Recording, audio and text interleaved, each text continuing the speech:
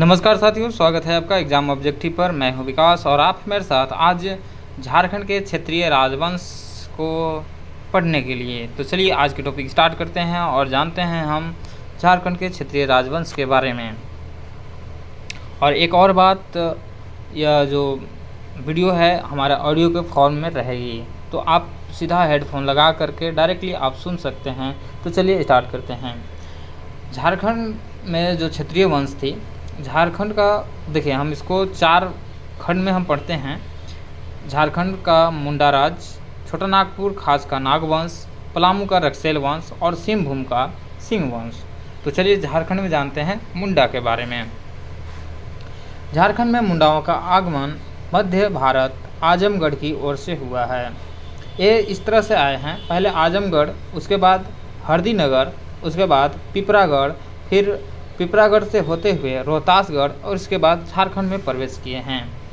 रोहतासगढ़ में इस समय खरवारों का शासन था, जिससे संघर्ष में पराजित होने पर मुंडाओं का आगमन झारखंड में की ओर हुआ। शरद चंद्र राय के अनुसार झारखंड राज्य में मुंडाओं का आगमन 600 ईसा पूर्व में हुआ है। झारखंड की जनजाति में मुंडाओं ने ही सर्वप्रथम राज्य निर्माण का प्रक्रिया प्रारंभ किया। रीसा मुंडा को ही सर्वप्रथम झारखंड में राज्य निर्माण की प्रक्रिया शुरू करने का श्रेय जाता है। रीसा मुंडा ने सुतियापहान को मुंडाओं का शासक नियुक्त किया और इस नव स्थापित राज्य का नाम सुतियापहान के नाम से सुतिया नागखंड पड़ा। सुतिया नागखंड की राजधानी सुत्याम्बे वर्तमान पिठौरिया थी। सुतिया नागखंड नामक इस राज्य को सुतियापहान ने 7 गढ़ और 21 परांगना में विभक्त किया। 7 गढ़ों व 21 परांगना के नाम इस प्रकार हैं। 7 गढ़ हम पहले देख लेते हैं, इसके बाद आपको उसको 21 परांगना बताएंगे। तो पहला है लोहागढ़, जिसको वर्तमान में लोहरदगा कहते हैं। दूसरा पालूनगढ़, जिसको वर्तमान में पलामू कहते हैं। हजारीबाग को हजारीबाग, सिंहगढ़ को सिंहभूम, मानगढ़ को मानभूम, सुरगुमुंडगढ़ को सुरगुजा, केसलगढ़ को केसलगढ़। 21 परांगना हम देखते हैं। 21 परांगना में है दोमदंडा, दोईसा, खुखरा, सरगुजा, जसपुर, गंगपुर, गिरगा, बिरुआ, लचरा, बिरना, सोनपुर, बेखलदार, बेलसिंह, तमाड़, लोहारेडी, खरसिंग, उदयपुर, बुनाई, कोरिया, पुरहाट, चंगमंगलकर।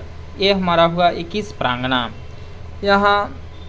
यह राज्य अधिक दिनों तक अस्थायी नहीं रह सका तथा इस राज्य का अंतिम राजा मदरा मुंडा था। मदरा मुंडा ने ही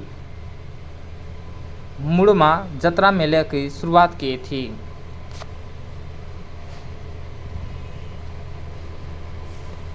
अब हम आते हैं छोटा नागपुर खास का नागवंश। फनी मुकुट राय, छोटा नागपुर खास का जो प्रथम राजा था वह फनी मुकुट राय था। तो इसके बारे में हम लोग जानते हैं। मुंडा राज के बाद नागवंश का द्वारा अपना राज्य स्थापित किया गया।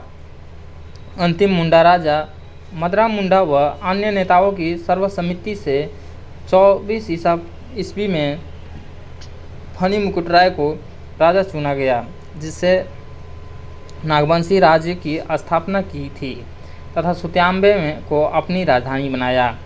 जेडी रीड के अनुसार 10वीं सदी ईस्वी में नागवंशी राज्य की स्थापना हुई थी। फनी मुकुट राय पुंडरीक नाग एवं वाराणसी की ब्राह्मण कन्या पार्वती का पुत्र था।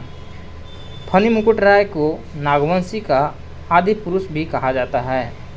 फनी मुकुट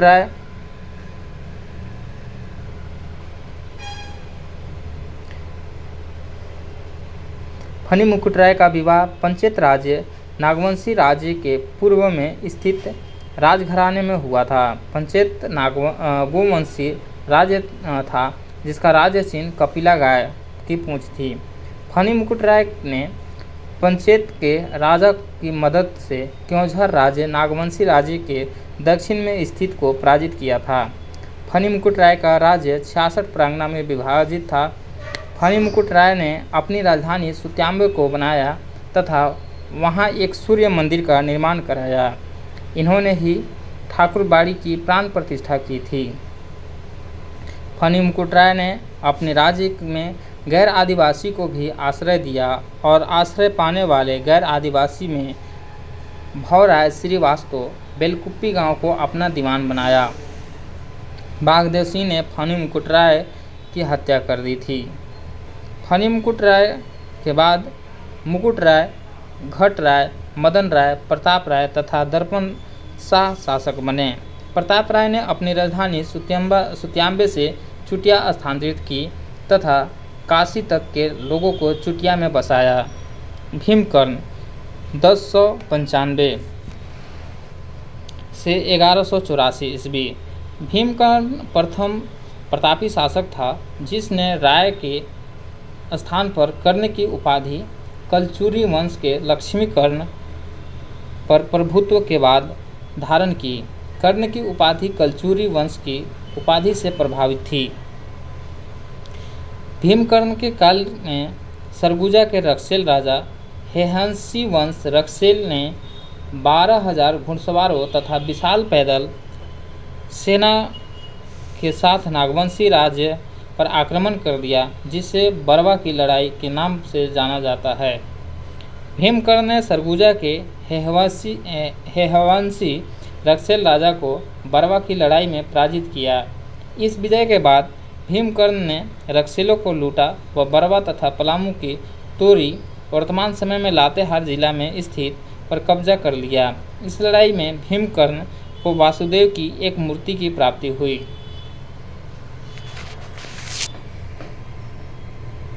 और यह कर्ण की उपाधि धारण करने वाला नागवंशी शासक भीमकर्ण पहला शासक बना। इस लड़ाई में विजय के बाद नागवंशियों का राज्य गढ़वाल राज्य की सीमा तक विस्तृत हो गया। भीमकर्ण ने भीम सागर का निर्माण कराया। नागवंशी राज्य की राजधानी चुटिया बंगाल पर आक्रमण करने वाला तर्क आक्रमणकारियों के मार्ग के अत्यंत निकट था, अतः नागवंशी राज्य पर मुस्लिम आक्रमण से बचने हेतु भीमकर्ण ने 1122 में अपनी राजधानी चुटिया से खुखरा स्थानांतरित कर दिया। उसके बाद आता है शिवदास कर्ण। शिवदास कर्ण नागवंशी राज्य का एक प्रमुख शासक था। शिवदास कर्ण ने हप्पा मुनि मंदिर घाघरा गुमला में सियानाथ देव के हाथों 1401 ईस्वी में भगवान विष्णु का प्रतिमा स्थापित करवाई। इस मंदिर का निर्माण 9वीं सदी में गजघट राय ने करवाया था। उसके बाद आता है प्रतापकर्ण। सल्तनत काल के लोधी वंश के समकालीन नागवंशी राजा प्रतापकर्ण, छत्रकर्ण एवं विराटकर्ण थे।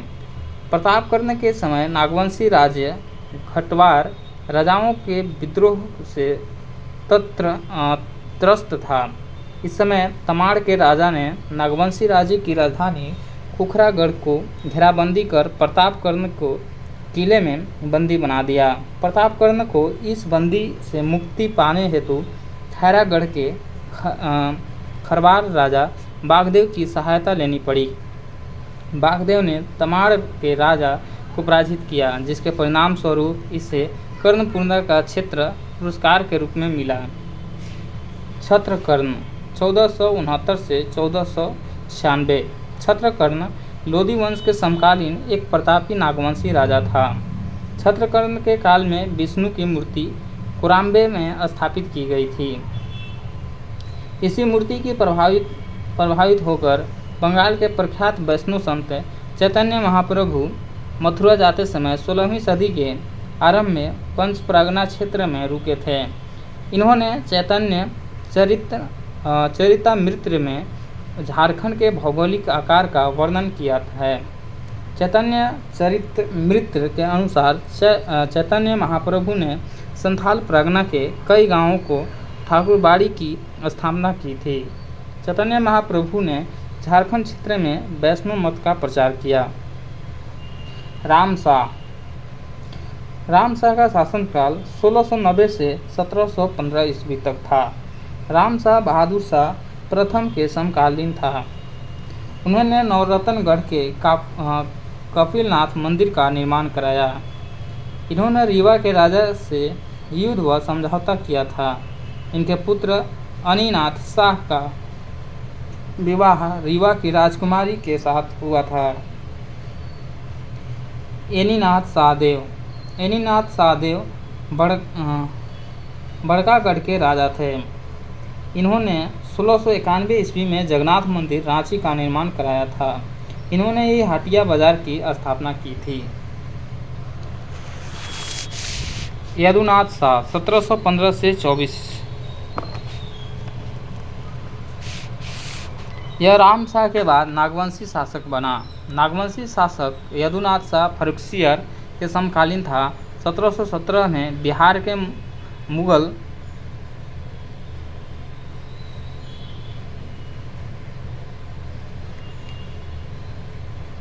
सूबेदार सुरबुलंद खां ने यदुनाथ शाह पर आक्रमण कर दिया, जिसके परिणाम स्वरूप यदुनाथ शाह ने 1 लाख रुपए मालगुजारी देना स्वीकार किया। सरबुलंद खां के आक्रमण के पश्चात अपने राज्य की सुरक्षित रखने हेतु यदुनाथ शाह ने अपनी राजधानी दोईसा से पालकोट स्थानांतरित कर दी। 1719 में दलेल सिंह रामगढ़ की सहायता से चेरो राजा रंजीत सिंह ने टोरी पर कब्जा कर लिया तथा यहाँ 1722 तक शासन किया।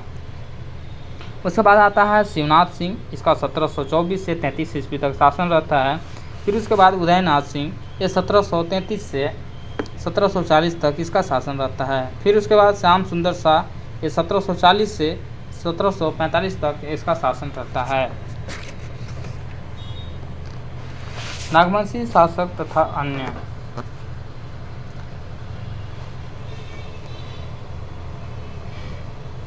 चौदह ईस्वी में संध्या के राजा ने नागवंशी राज्य पर आक्रमण कर कुछ क्षेत्रों पर अधिकार कर लिया, जिससे नागवंशी राजा ने खैरागढ़ के राजा लक्ष्मी निधिकर्ण की सहायता से मुक्त कराया। शरणनाथ शाह के समय जमींदारी प्रथा का उन्मूलन कर दिया गया था। ठाकुर एनीनाथ शाहदेव बड़कागढ़ के ठाकुर महाराजा राम शाह के चौथे पुत्र थे। इन्होंने अपनी राजधानी दोईसागढ़ से स्वर्णरेखा नदी के नज़दीक तररंजी में स्थापित की थी। नागवंशी शासक एनीनाथ शाह ने 1691 में रांची में जगन्नाथ मंदिर का निर्माण कराया था। हटिया बाजार को ठाकुर एनीनाथ शाहदेव ने ही बसाया था। ठाकुर एनीनाथ शाह की 5वीं पत्नी तथा 21 पुत्र थे, जिसका उल्लेख नागवंशावली में किया गया है। नागवंशी शासक मणिनाथ शाह ने सिल्ली, बुड्डी, तमाड़, बरवा आदि के स्थानीय जमींदार का दमन किया था। नागवंशी राज्य की राजधानी सुत्याम्बे, इसका फनी मुकुट राय ने बनाया था। छुटिया प्रतापकर्ण ने, खुखरा भीमकर्ण ने, दोईसा दुर्जनशाल ने और पालकोट यदुनाथ शाह, पालकोट भौरा जगन्नाथ शाह, रातूगढ़ उदयनाथ शाहदेव ने बसाया था। अब आते हैं पलामू के रक्सेल वंश के बारे में। प्रारंभ में पलामू रक्सेलों के प्रभाव में था। रक्सेल स्वयं को राजपूत कहते थे। रक्सेलों का पलामू क्षेत्र में आगमन राजपूताना क्षेत्र से रोहतासगढ़ होते हुए हुआ था। रक्सेलों की 2 शाखाएं थी, देवगन, हरहरगंज व महाराजगंज से होकर आए थे एवं कुंडेवाल, चतरा व पांकी से होकर आए थे। रक्सेलों की 2 शाखाओं ने क्रमशः देवगन व कुंडेवाल के किले का निर्माण कराया तथा उसे अपनी राजधानी घोषित किया। कोरबा, गोंड, पहरिया, किसान और खरवार रक्सेलों के समय के महत्वपूर्ण जनजाति थी। इसमें खरवार सर्वाधिक संख्या में थे, जिनका शासक प्रताप धवल थे। रक्सेलों ने पलामू में लंबे समय तक शासन किया तथा 16वीं सदी में चेरों ने इसे अपदस्थ कर दिया। अब आते हैं पलामू का चेरो वंश। चेरों ने रक्सेलों को पराजित कर अपना राज्य की स्थापना की। पलामू में इस वंश की स्थापना 1572 ईस्वी में भागवत राय ने की थी।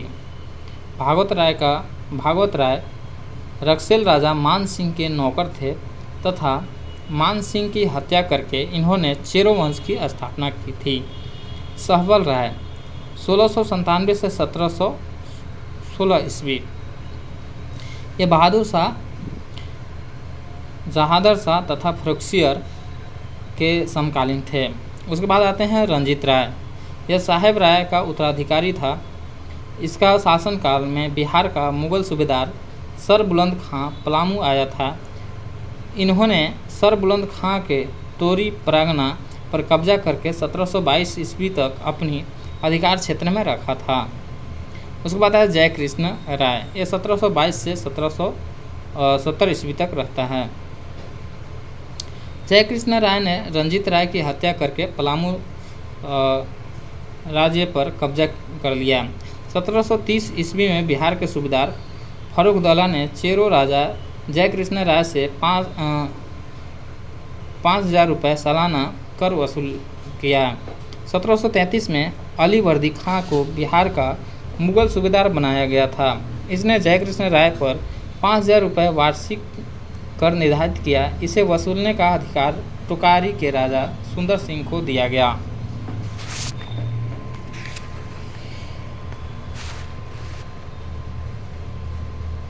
(1740) में बिहार के मुगल सूबेदार जुनैद खान ने जय कृष्ण राय पर 5,000 रुपये वार्षिक कर का निर्धारण किया। जुनैद खान ने सैन्य अधिकारी हिदायत अली खां ने पलामू के चेरो राजा पर आक्रमण भी किया था। यह मुगलों द्वारा पलामू के चेरो राजाओं पर अंतिम आक्रमण था।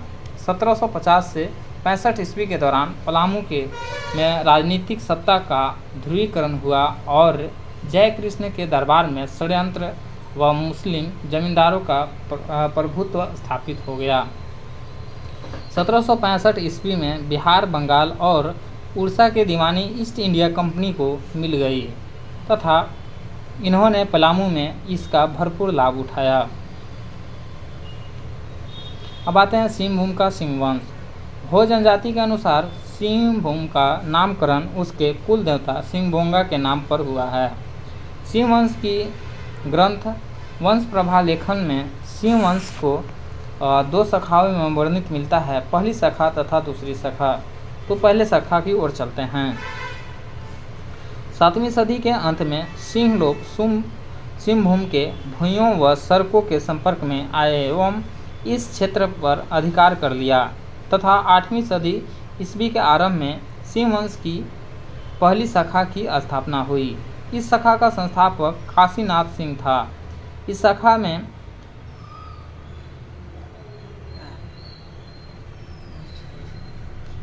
में 13 राजाओं ने शासन किया।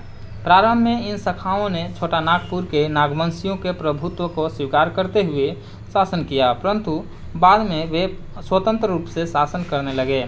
पहली शाखा का शासन 13वीं सदी के प्रारंभ तक विद्यमान रहा। दूसरी शाखा दर्प नारायण सिंह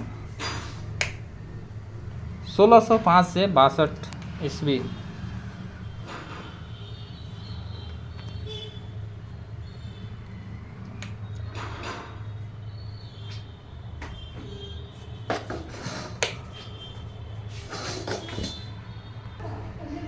दूसरी शाखा दर्प नारायण सिंह 1205 से 62 ईस्वी में 1205 ईस्वी की सिंह वंश की दूसरी शाखा की स्थापना की। इस वंश का दूसरा शासक युधिष्ठिर 1262 से 71 ईस्वी तथा दूसरी जिसकी मृत्यु के बाद काशीराम सिंह शासक बना। काशीराम सिंह महिपाल सिंह का उत्तराधिकारी था। यह पूर्ववर्ती मुगल शासक बहादुर शाह प्रथम का समकालीन था। काशीराम सिंह ने बनाई क्षेत्र में पोहराट नामक की नई राजधानी बनाई। काशीराम सिंह के बाद शासक अछूत्य सिंह ने शासन किया। अछूत्य सिंह की शासनकाल में ही सिंह वंश की कुल देवी के रूप में पौरा देवी की प्राण प्रतिष्ठा कराई गई। अछूत्य सिंह के बाद क्रमशः त्रिलोचन सिंह एवं अर्जुन सिंह प्रथम इस वंश का शासक बना। अर्जुन सिंह प्रथम एक बार जब बनारस की तीर्थ यात्रा से लौट रहे थे, तब रास्ते में मुसलमान उन्हें पकड़कर कटक उड़ीसा ले गए, परंतु कुछ ही समय बाद उसे 32 अनुयायियों के साथ उन्हें वापस राज्य लौटने का अनुमति दे दी गई। अर्जुन सिंह प्रथम के बाद जगन्नाथ सिंह द्वितीय शासक बना, जो इस वंश का 13वां शासक था। इसके उत्पीड़न से तंग आकर भूइयां जनजाति के लोगों ने विद्रोह कर दिया था। जगन्नाथ सिंह द्वितीय के बाद उसका पुत्र पुरुषोत्तम सिंह सिंहभूम का शासक बना तथा इसके बाद पुत्र अर्जुन सिंह द्वितीय शासक बना।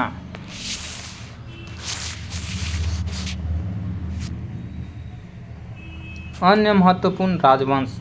मानभूम का मानवंश 8वीं शताब्दी के दूधपानी शिलालेख हजारीबाग और 14वीं सदी में कवि गंगाधर द्वारा निर्मित गोविंदपुरम शिलालेख धनबाद में मानभूम के मानवंश की जानकारी प्राप्त होती है। मानवंश के शासक अत्यंत अत्याचारी थे। 10वीं सदी में प्रसिद्ध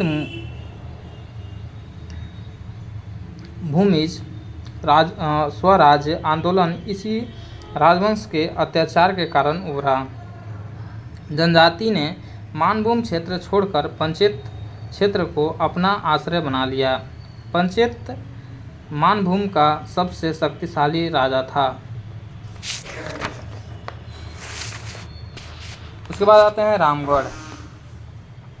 रामगढ़ राज्य की स्थापना 1368 ईस्वी के लगभग बागदेव सिंह ने की थी। रामगढ़ राज्य का विस्तार वर्तमान रामगढ़, हजारीबाग, चतरा, गिरिडीह, कोडरमा तथा बोकारो तक था। इस राज्य में कुल 3672 गांव शामिल थे। बागदेव सिंह अपने बड़े भाई सिंह देव के साथ नागवंशी शासकों के दरबार में थे, परंतु नागवंशी शासक से इनका मतभेद हो गया। इस मतभेद के बाद बड़का गांव क्षेत्र में कर्णपुरा आ गए तथा यहाँ के स्थानीय शासक को पराजित कर इस क्षेत्र पर अधिकार कर लिया। धीरे धीरे उन्होंने 21 प्रांगणा पर भी अधिकार प्राप्त कर लिया तथा इसको मिलकर रामगढ़ राज्य की स्थापना की। अपने शासन को स्थापित प्रदान करने हेतु रामगढ़ के राजाओं ने इस समय पर अपनी राजधानी को हस्तांतरित किया। रामगढ़ राज्य का सर्वाधिक उत्कर्ष दलेल सिंह ने शासनकाल में हुआ।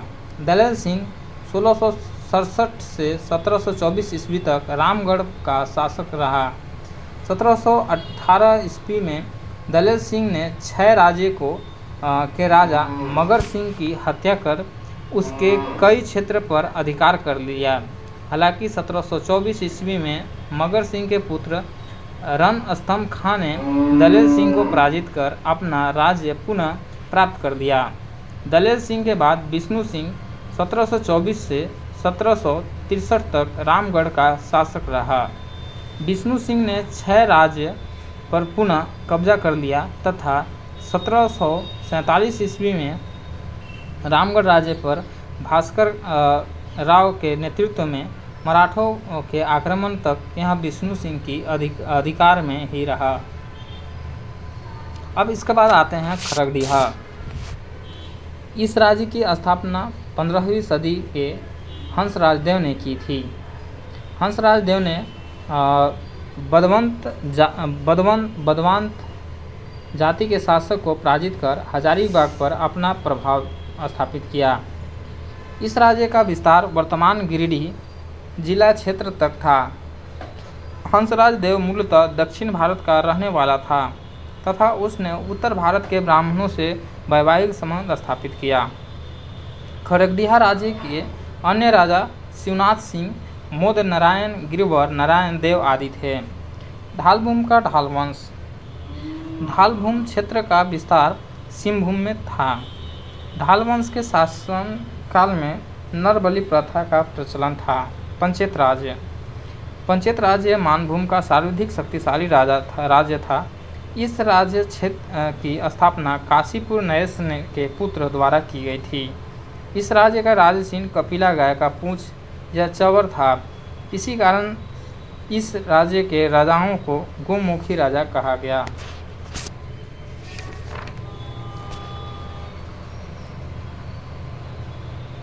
तो ये रहा हमारा क्षत्रिय राजवंश। तो उम्मीद करते हैं ये सारी जानकारी आपको पसंद आई होगी।